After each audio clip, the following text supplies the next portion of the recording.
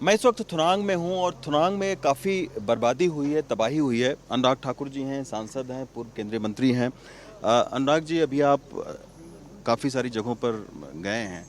आपको लगता है सर कि जो राज्य सरकार की तरफ से मदद मिल रही है वो काफ़ी है या इसमें और क्या इजाफा करना चाहिए? मैं पहली बात तो कहूँगा कि जो देखेगा वो देखते ही बोलेगा कि त्रासदी और आपदा, इसका कहर एक तरह से पूरे क्षेत्र में देखने को मिलता है। सड़कों की जो स्थिति हो गई है, रास्ते जो बंद हो गए हैं, लोगों के घर जो टूट गए हैं, घर होते हुए बेघर हो गए हैं। 4 मंजिला मकान है लेकिन 4 लोगों को रहने के लिए जगह भी नहीं है। ऐसी स्थिति पैदा हो गई है। बगीचा 25 बीघे का है लेकिन 25 रुपये कमाने जैसी स्थिति भी आज नहीं रही, क्योंकि पूरा का पूरा उजड़ गया है। परिवार की जो लाखों रुपए कमाई थी आज दूसरों पर निर्भरता हो गई है। ये परिस्थितियां इस आपदा, इस त्रासदी के बाद खड़ी हो गई। ये संकट बड़ा है, नुकसान बड़ा है, इसलिए मदद भी ज़्यादा चाहिए। और मैंने राज्य की सरकार से जो अभी भी गुहार कर रहे थे कि 2500 रुपया मदद फौरी राहत के रूप में कुछ भी नहीं है भाई। एक दुकान को अगर आपको यहाँ खाली करना होगा, 3 मजदूर भी लगाए, खुद भी साथ में लगे, तो 2 दिन में 25 रुपया खत्म हो जाएगा, दुकान खाली नहीं हो पाएगी। तो ऐसी परिस्थिति में हास्यास्पद स्थिति ना बने, मदद की जाए, जो मदद लगे। सरकार जमीन पे नजर आए कि सरकार लोगों के साथ खड़ी है। इसलिए मेरा अनुरोध माननीय मुख्यमंत्री और सरकार से ये है कि दिल खोलकर मदद करें। हमने पार्टी के स्तर पे या कार्यकर्ता या व्यक्तिगत रूप से हम सब ने, हिमाचल के लोगों ने बढ़ चढ़ कर मदद की है। सब साथ में खड़े हैं। राशन हो, खाना बनाने का सामान हो, तरपाल हो, स्कूल बैग हो, बाकी सब ने सब कुछ दिया है। लेकिन कुछ चीज़ें हैं जो केवल सरकारें ही कर सकती हैं, और इसलिए राज्य की सरकार से अनुरोध है कि जल्द से जल्द कदम उठाएं।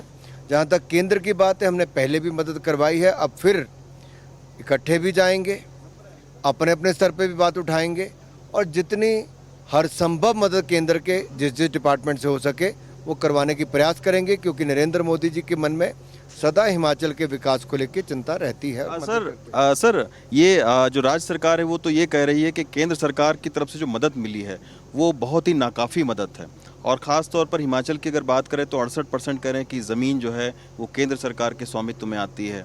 ज़मीनें सारी ख़त्म हो गई हैं, तो कैसे फिर केंद्र सरकार और राज्य सरकार? पहली बात तो है कि आज के समय में कोई राजनीति नहीं करना चाहूँगा।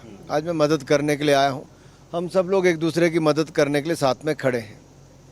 लेकिन एक प्रश्न मैं जरूर छोड़ के जा रहा हूँ, जो पिछली आपदा की राशि मिली थी क्या पूरी खर्च कर पाए थे? दूसरा, हजारों मकान, 12-13 हज़ार मकान उस समय भी 2 साल पहले दिलाए गए। मैं व्यक्तिगत रूप से उस समय मंत्री था। मैं गिरिराज सिंह जी उस समय ग्रामीण विकास के मंत्री थे, प्रधानमंत्री से बात करके मकान भी दिलाए, कहीं कोई कमी नहीं छोड़ी। उस समय भी हजारों करोड़ की मदद केंद्र सरकार ने की। आज भी केंद्र सरकार ने 2006 करोड़ रुपये जो मंजूर किया है, उसमें से कम कागज तो राज्य की सरकार को ही भरने भाई।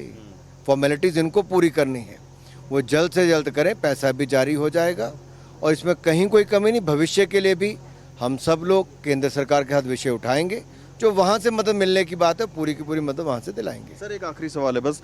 2023 में कई सारे लोग हमें यहाँ पर मिले ग्राउंड में जिनको 2023 में मुआवजा बहुत कम मिला है या नहीं मिला है बिल्कुल। तो इस बार क्या आश्वासन उनके लिए रहेगा, क्योंकि वो लोग कह रहे हैं कि बार बार त्रासदी आती है? और मैं इतना ही कहूँगा राज्य की सरकार से, आश्वासन न दें।